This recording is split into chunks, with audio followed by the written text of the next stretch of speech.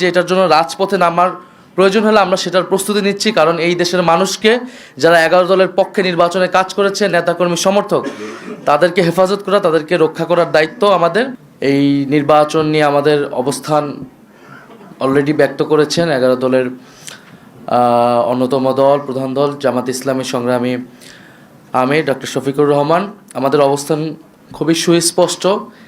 এই নির্বাচনে সুস্পষ্টভাবে ফলাফলে কারচুপি হয়েছে। ভোট সুষ্ঠু একটা পর্যায় পর্যন্ত সুষ্ঠুভাবে হয়েছিল, আমরা সেটাকে স্বাগত জানিয়েছিলাম। কিন্তু ফলাফল যখন ঘোষণা করার সময় হয়েছে, ওই সময়টাতে স্পেসিফিক অনেকগুলো আসনকে টার্গেট করে, আপনারা দেখেছেন বাংলাদেশ খেলাফত মজলিসের আমির আল্লামা মামুনুল হক ঢাকা 13, সেই আসন, ঢাকা 8 আসন, বাংলাদেশ জামাত ইসলামের সেক্রেটারি জেনারেলের আসন, এরকম স্পেসিফিক কয়েকটা আসনকে টার্গেট করে সেটার ফলাফল পরিবর্তন করে দেওয়া হয়েছে। কেন্দ্রগুলোকে দখল করে, সেই কেন্দ্রে জোর করে, প্রশাসনকে ব্যবহার করে সেই ফলাফল পরিবর্তন করা হয়েছে। এখন যেই প্ল্যানের কথা আমরা শুনেছি, আমরা সেই প্ল্যানের একটা বাস্তবায়ন বা সেই প্ল্যানের একটা স্বরূপ কিন্তু এই নির্বাচনে আমরা দেখতে পাচ্ছি।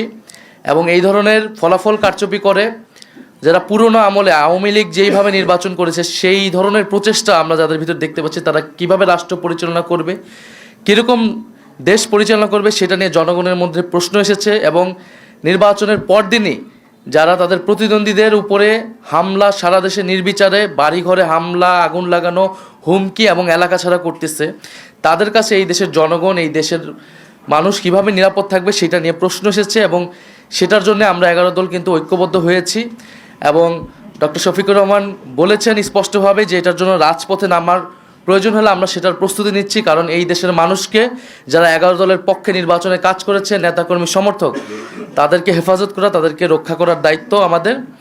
আরেকটি কথা আমি বলতে চাই, আমরা জনগণকে অভিবাদন জানাই যে জনগণ এত প্রতিকূলতার মধ্যেও 11 দলের পক্ষে ভোট দিয়েছেন, 11 দলের পক্ষে বিজয়ী হয়েছেন।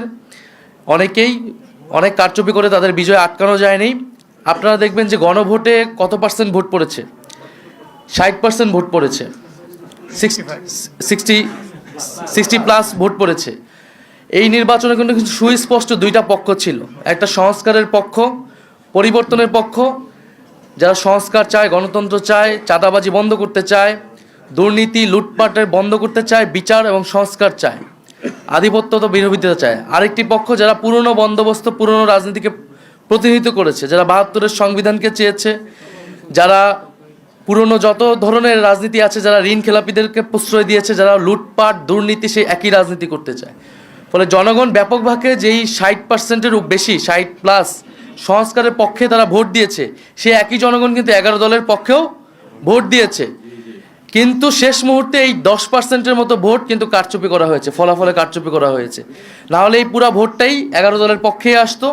শেষ মুহূর্তে 11 দলের অনেক গুরুত্বপূর্ণ নেতাকে এবং প্রার্থীকে হারিয়ে দিয়ে ক্ষমতা নিয়ে নেওয়ার চেষ্টা করেছে। এবং আমরা নির্বাচন কমিশনে সেটা সুস্পষ্টভাবে এই অভিযোগ জানানো হবে, প্রার্থীরা জানাবে যাদের, এবং নির্বাচন কমিশন সেখানে কি ভূমিকা পালন করতেছে, তাদের অবস্থান কি, এর উপর নির্ভর করবে আমাদের নির্বাচন নিয়ে চূড়ান্ত অবস্থান। ধন্যবাদ সবাইকে।